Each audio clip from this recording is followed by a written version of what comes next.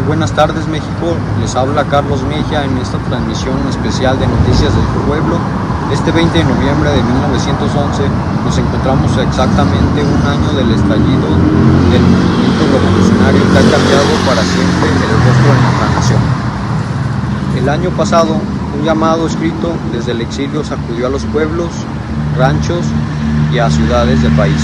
El Plan de San Luis de Francisco I. Madero desde San Antonio demostró que las elecciones fraudulentas, la represión política y el gobierno envejecido y autoritario de Porfirio Díaz.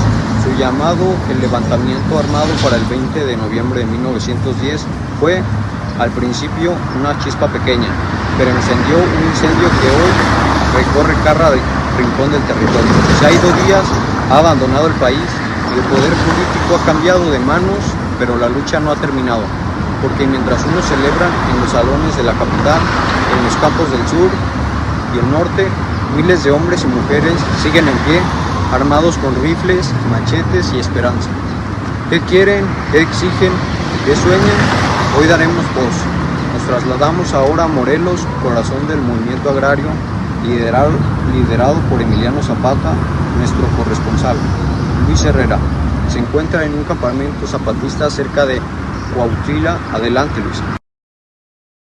Vitaloe, una bebida hecha con sábila de verdad. Vitaloe tiene trocitos de sábila que puedes ver. Vitaloe. Vitaloe, me gusta el nombre. ¿Sábila de verdad? ¡Wow! Tiene trocitos de sábila. ¡Se le ven! Mi mamá usa la sábila para todo. Si esta tiene sábila, debe de estar buena. Vitaloe. Que el sabor no sé, pero hay que probarla. Me encanta. No me lo esperaba así. Está buenísima. Me sorprendió. Sabe a fruta. Los trocitos se sienten deliciosos. Vitaloe. Delicioso. Refrescante. Con trocitos de sábila. Fuente de nutrientes, vitaminas y fibra. Fibra que contribuye a mejorar tu digestión. Buena fuente de vitamina C, ideal para la familia. Y vitamina B12, que contribuye a disminuir el cansancio y la fatiga. Vitaloe. Está buenísima. Es deliciosa. ¿Y solo cuesta 13 pesos? ¿Solo 13 pesos? ¡Qué chulada! Vitaloe es mi nueva bebida favorita. Prueba Vitaloe por solo 13 pesos. Gracias, Carlos. Me encuentro en una zona montañosa donde el cielo se tiñe de humo y esperanza. Aquí, entre árboles secos y caminos de tierra, se respira otra realidad. Una en la que los hombres han dejado el arado y han tomado el fusil. A mi alrededor hay jóvenes cocinando maíz y ancianos rezando frente a una imagen de la Virgen. Este campamento forma parte del Ejército Libertador del Sur, comandado por el sargento Emiliano Zapata. Aquí no se habla de partido, se habla de tierra.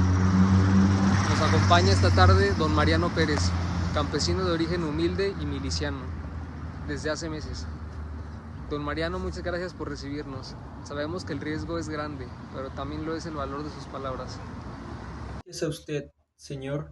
Aquí estamos, no por gusto, sino por necesidad. Quisiera comenzar desde su historia personal. ¿Qué lo llevó usted a sumarse a esta lucha armada? Lo que me trajo aquí no fue la rabia, sino la memoria. Yo nací en estas tierras, mi padre también, y mi abuelo antes que él. Siempre hemos vivido del campo, del maíz, del frijol, de la milpa.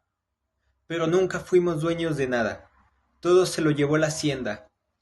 Recuerdo que cuando yo era niño, mi padre decía: trabajamos la tierra como si fuera nuestra, pero al final del día lo que cosechamos es para el patrón. Lo vi morirse, es que nadie lo reconociera en sus años. Trabajó de sol a sol, y al morir no dejó herencia, solo cansancio.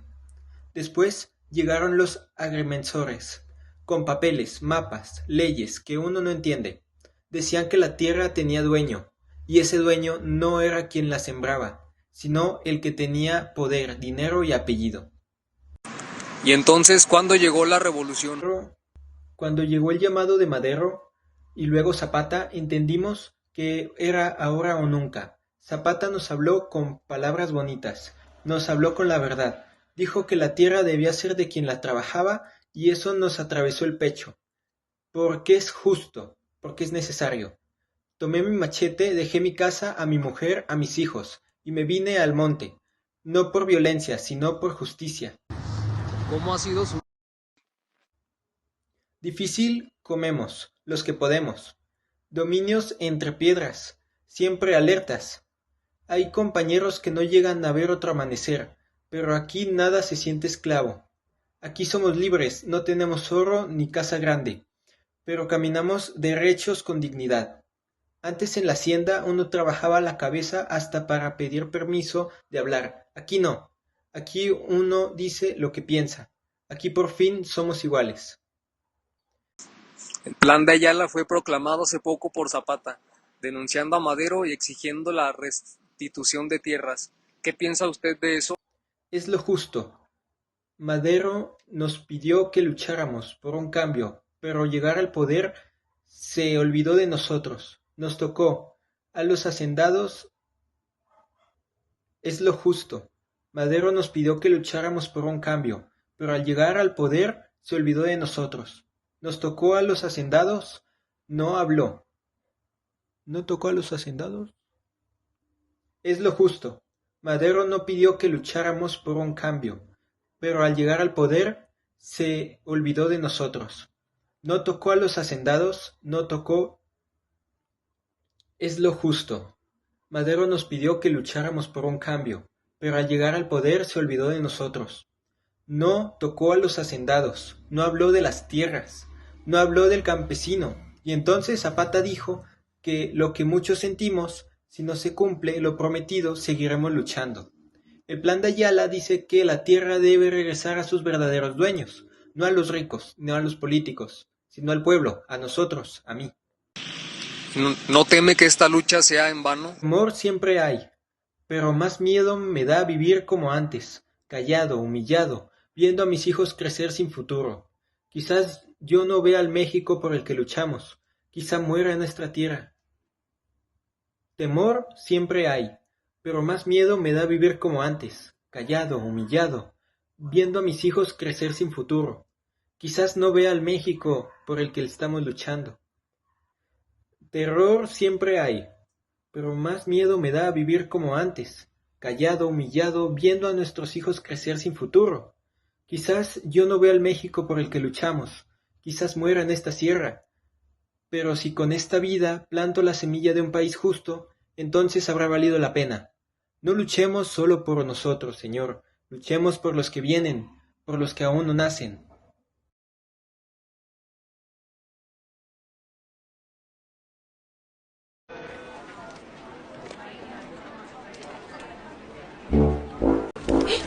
Disculpa, ¿me puedes dar un autógrafo para mi hijo?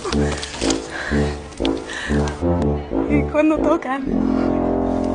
Tú eres el cantante el de... ¿No? ¡Ah, no! ¡Eres John Harrelson! ¡El de la serie de vampiros! No. Messi. Basquetbolista. No. ¿Tampoco? ¡Ay! ¿Pan blanco Bimbo con Actileche? Es el mismo que le compro a mi hijo. También necesita crecer. ¡Wow! ¿A qué te dedicas? No importa que no sepa quién es Lionel Messi. Lo que importa es que sepa que hace grande a tu hijo. Nuevo pan blanco Bimbo. Ahora con Actileche.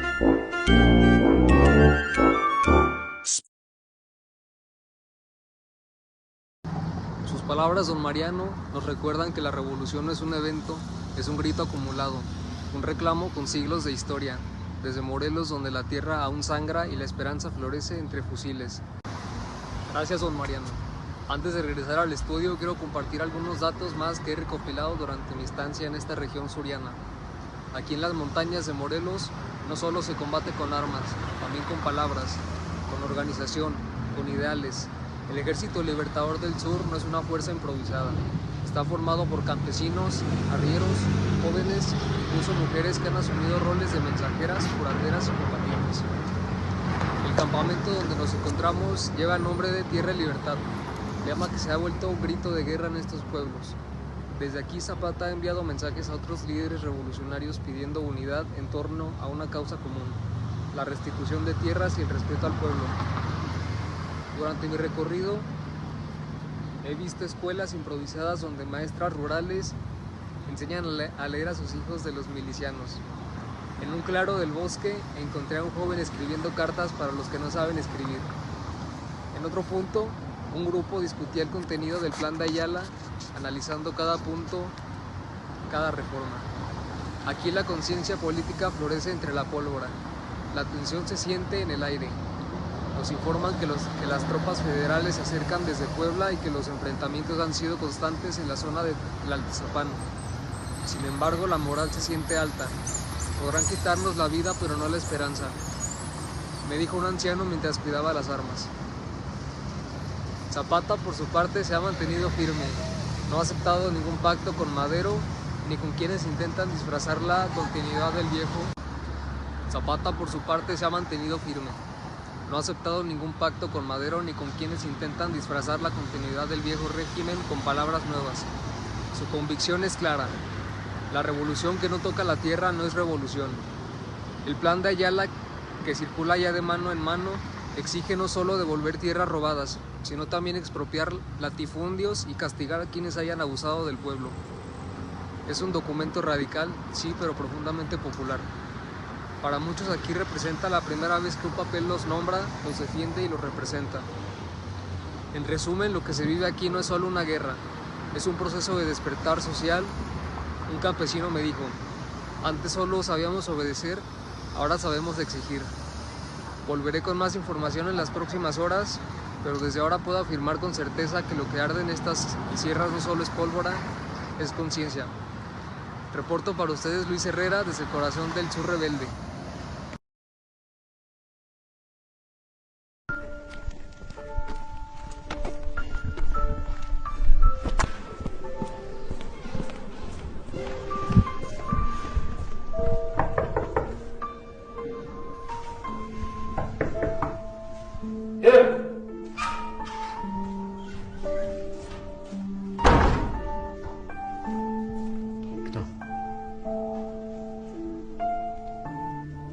Bones? Jsme Bones? Zjedem.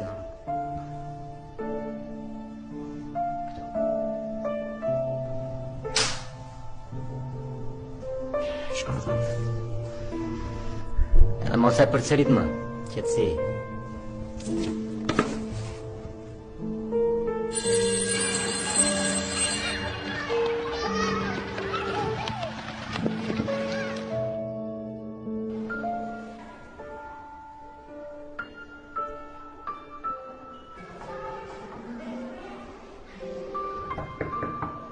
Here!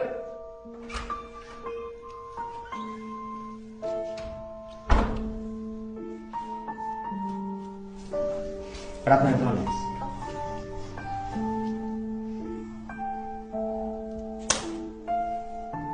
Špatná.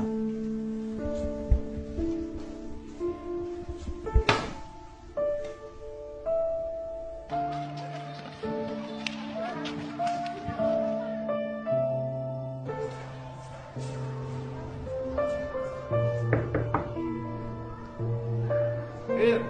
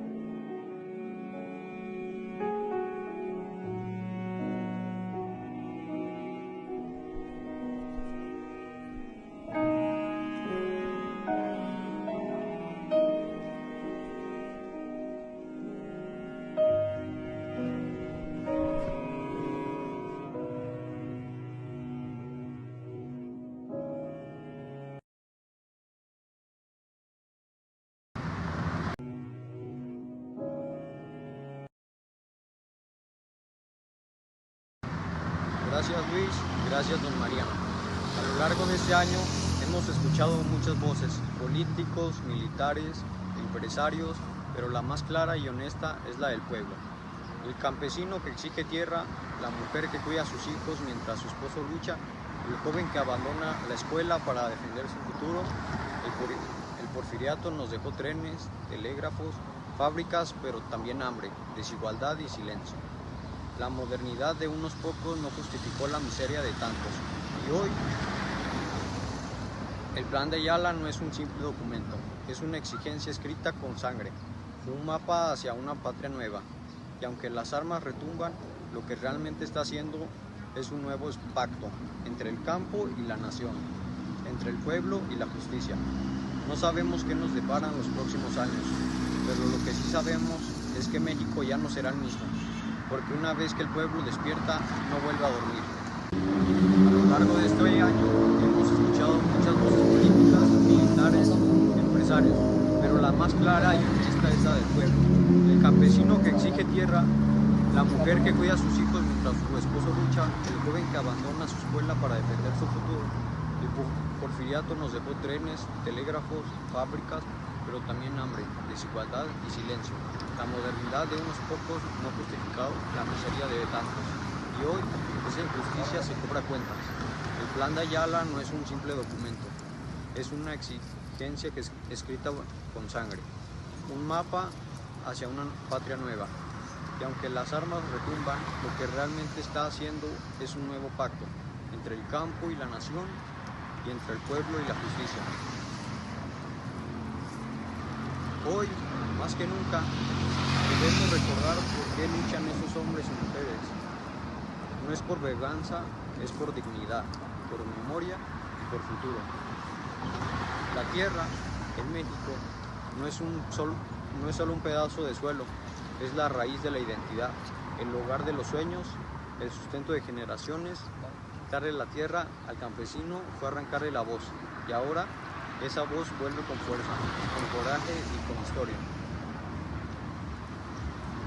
Mientras algunos redactan leyes en oficinas de mármol, otros escriben la historia con los pies descalzos y las manos heridas, no en papel, sino en la tierra mojada, en el aire polvoso y en las lágrimas de los niños. La revolución no es solo una guerra, es una transformación del alma nacional, es un acto de renacimiento, es el pueblo levantándose no solo contra el régimen, sino contra siglos de opresión. Es la justicia tomando cuerpo en fusiles, en gritos y en ideas. Y sí, vendrán más batallas, vendrán más traiciones, más discursos, más caudillos, pero también vendrán más voces como la de don Mariano. Más manos dispuestas a sembrar justicia.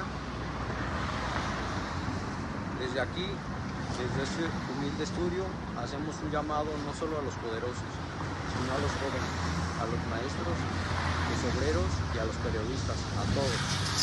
Que no olviden lo que está en juego, que no olviden que esta lucha no es de unos cuantos, sino de todos.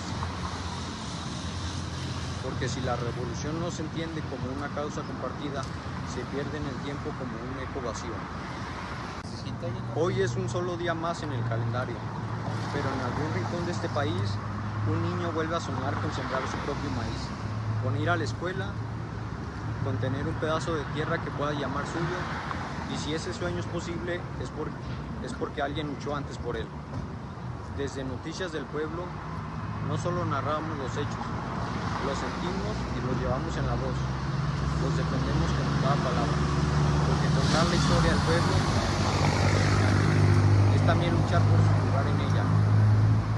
Les habló Carlos Mejía y esto fue Noticias del Pueblo, la voz de quienes nunca tuvieron voz. Hasta la próxima transmisión y que no se apague la esperanza.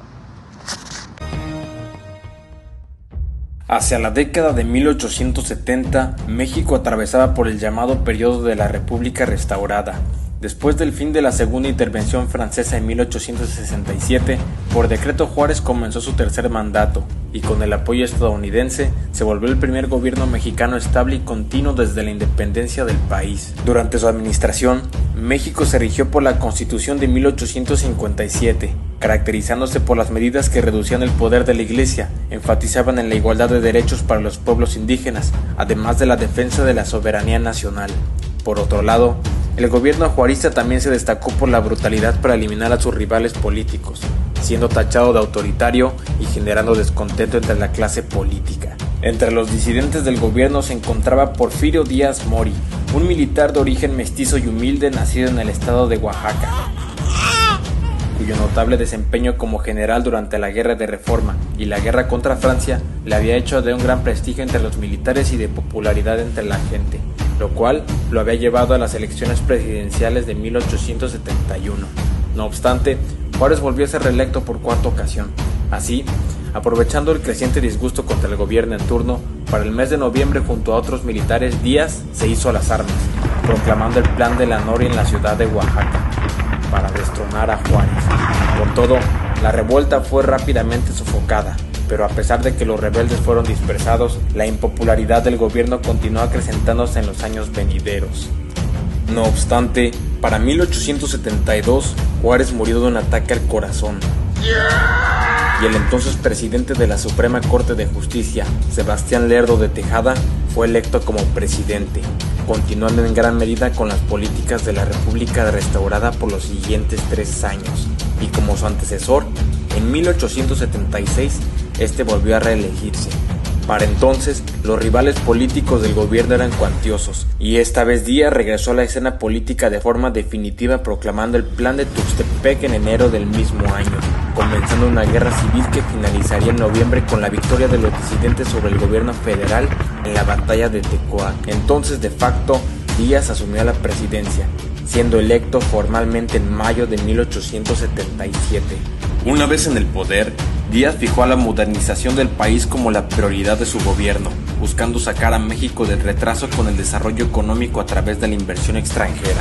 Con este fin, implementó una política de conciliación entre el Estado, la Iglesia y los terratenientes. Para 1878, en concordancia con el planteamiento del Plan de Tuxtepec, Díaz reformó la Constitución de 1857 con la no reelección. Y al mismo tiempo, después de negociar con Estados Unidos la inversión en obras de la infraestructura nacional, recibió su reconocimiento. Buscando traslapar su proyecto personal, Díaz se mostró fiel a la causa que lo había catapultado a la presidencia, y después de 4 años de gobierno, en 1880 entregó el poder al también veterano del ejército mexicano, Manuel González, quien durante la guerra contra Francia peleó bajo su mando. Así, aunque un proyecto personal, Díaz se mostró fiel a la causa que lo había catapultado a la presidencia, y después de 4 años de gobierno, en 1880 entregó el poder al también veterano del ejército mexicano, Manuel González, quien durante la guerra contra Francia peleó bajo su mando. Así, aunque ahora ocupando el puesto de gobernador de Oaxaca, Porfirio gobernó detrás de la silla presidencial durante los próximos 4 años. Durante este periodo, se fundó el Banco Nacional de México, y Estados Unidos inició la conquista económica del país a través de la inversión masiva de capital para la creación de empresas petroleras, textiles y mineras. Igualmente, durante el gobierno de Manuel González se instaló el alumbrado eléctrico en la Ciudad de México y fueron construidas cerca de 4,000 kilómetros de vías férreas, destacando los ferrocarriles de Tehuacán, Paso del Norte y otro que correría de la Ciudad de México a San Juan del Río, Querétaro. Para 1884, Manuel González realizó una nueva reforma a la Constitución y en consecuencia Porfirio Díaz fue reelecto como presidente. Las protestas no se hicieron esperar y este hecho fue duramente criticado por la prensa. Así, de vuelta en el poder, Díaz llevó a cabo la cacería y el encarcelamiento de los periodistas críticos y reemplazó el federalismo por una política centralista. En este sentido, el Cuerpo de Policía Rural, también conocido como los rurales, quienes durante la administración juarista habían sido federalizados, fueron restablecidos y apoyados por la administración centralista, y Díaz determinó que sus filas fueran compuestas por exconvictos con experiencia en bandas criminales, otorgándoles la facultad para ejercer medidas excesivas de coerción sobre la población especialmente rural, lo cual en efecto tuvo un impacto significativo en la reducción del crimen, iniciando un periodo relativamente sosegado en México conocido como la Paz Porfiriana, donde la represión se instauró como sinónimo del andar nacional. De esta forma, hacia el año de 1887 el impacto de la inversión extranjera en México se reflejó en el auge y la estabilidad económica del país. Sin embargo, tomando en cuenta que para entonces la población mexicana era predominantemente rural, la brecha de la desigualdad se ensanchó, y mientras las clases altas se llenaban los bolsillos, la calidad de vida de la clase rural seguía en picada, con extenuadas jornadas laborales de 12 horas y salarios miserables. Sin mencionar que se les despojó de sus tierras, y estas pasaron a las manos de los terratenientes. Así, con un rumbo progresista pero que se apegaba al totalitarismo, para 1888 Díaz traicionó su plan de Tuxtepec, asumiendo la presidencia por tercera ocasión, y 2 años más tarde, en 1890, el Congreso aprobó la propuesta de reelección indefinida. Asimismo, también en este año se terminó de pagar la deuda externa, y en el ámbito de la infraestructura se alcanzó la construcción de casi 10.000 kilómetros de vías férreas. Aunado al aparato represor encabezado por los rurales y una legislación que acotaba la libertad de la prensa, el régimen de Díaz financió a periódicos como El Imparcial y El Mundo para fungir como portavoces del Estado. Hacia la última década del siglo XIX, el éxito de la administración porfirista era palpable, y es que en gran parte la prosperidad económica del gobierno se debió a que durante su auge las directrices de la administración fueron delineadas por un grupo de oficiales intelectuales conocidos como los científicos, liderados por José-Yves Limantour e influenciados por el positivismo del francés Auguste Comte, quienes a través de la aplicación práctica de métodos sociales científicos buscaron resolver los problemas de finanzas, industrialización y educación. A propósito, el progreso y la modernización de México durante el Porfiriato se tradujo en el surgimiento de autores de renombre, que hoy en día se encuentran entre los más célebres de la literatura mexicana. Tal es el caso de Guillermo Prieto, Justo Sierra y Vicente Rivapalacio. Asimismo, durante la década de 1890, la inversión extranjera principalmente proveniente de Estados Unidos, Francia y el Reino Unido se reflejó en el nacimiento de empresas dedicadas a la explotación de los recursos naturales del país, como Mexican Eagle Oil Company, también conocida como El Águila, Cananea Consolidated Copper y la fundidora de hierro y acero de Monterrey. Igualmente, en el esplendor del Porfiriato, México se volvió uno de los líderes productores de petróleo a nivel mundial. Así también, durante este periodo la arquitectura floreció con gran influencia francesa, y aunque todas ellas fueron terminadas años después, llevan el sello de la administración de Díaz construcciones como el Palacio de Bellas Artes, el Palacio Postal, el reloj monumental de Pachuca, el hemiciclo a Juárez, así como el Palacio Legislativo, hoy conocido como el Monumento a la Revolución. No obstante, la marcada desigualdad entre las clases sociales, en especial con respecto a la ostentosa vida de intelectuales del Estado como los científicos y la vulnerable población rural, además de las constantes reelecciones de Díaz y el descontento general ante el saqueo extranjero del petróleo, la plata y el cobre mexicano, trajo consigo fuertes críticas contra el porfirismo. Y con todo y la represión que el gobierno ejercía contra la disidencia, en secreto un grupo de activistas, conocido como el Círculo Liberal, encabezado por los hermanos Jesús, Ricardo y Enrique Flores Magón, comenzó a promover la impopularidad del gobierno, alzando la voz a través de periódicos como El Regeneración y El Demócrata, donde denunciaron las atrocidades de la dictadura, teniendo como consecuencia movimientos populares prerevolucionarios como la huelga de Cananea. Perseguidos por el gobierno de Díaz, solo Ricardo y Enrique consiguieron escapar, en tanto que Jesús había sido aprehendido en 1893. Así, después de huir de México, como muchos otros enemigos de Díaz, los hermanos se refugiaron en Estados Unidos y a finales de la década desde San Luis, Missouri, encabezaron la oposición. Mientras tanto, por si fuera poco, para 1904 Díaz había reelecto por sexta ocasión, esta vez extendiendo el periodo presidencial de 4 a 6 años. A la par del creciente descontento poblacional contra el gobierno mexicano y la caída en picada de la popularidad de Díaz, la crisis financiera de 1907 afectó el sistema bancario nacional, detonando más huelgas y motines. Pero no fue sino hasta la notoria entrevista que Porfirio le concedió al periodista estadounidense James Krillman, en la que además de señalar que México no estaba listo para un régimen democrático, declaró que no tenía intenciones para reelegirse en 1910, los candidatos de la oposición comenzaron su movilización a fin de tomar la presidencia. Ante las revueltas resultantes, Díaz dio marcha atrás a su decisión y puso tras las rejas al principal candidato opositor, Francisco I. Madero, Sin embargo, este logró escapar a Estados Unidos y en octubre del mismo año, desde San Antonio, Texas, con el lema de sufragio efectivo, no reelección, proclamó el Plan de San Luis, llamando a las armas al pueblo mexicano para derrocar a la dictadura de Díaz. La conjura fue secundada en la ciudad de Puebla por Aquiles Cerdán. No obstante, una vez descubierto fue asesinado junto con su familia por los rurales. Al mismo tiempo, conscientes de la impopularidad del gobierno y a pesar de la existencia de sus fructíferos negocios en México, Estados Unidos le dio la espalda a Díaz y en su lugar, a fin de buscar un better deal, el presidente William Howard le brindó su apoyo a Madero. Así las cosas, a pesar de que Porfirio trató de sofocar las revueltas, el enardecido pueblo mexicano terminó por derruir a su gobierno. En 1911, con 80 años de edad cumplidos y después de haber gobernado a México por casi 34 años, se retiró al exilio en París, Francia. Entretanto, Madero entraba victorioso a la Ciudad de México, solo para cerrar el primer capítulo de la torrencial revolución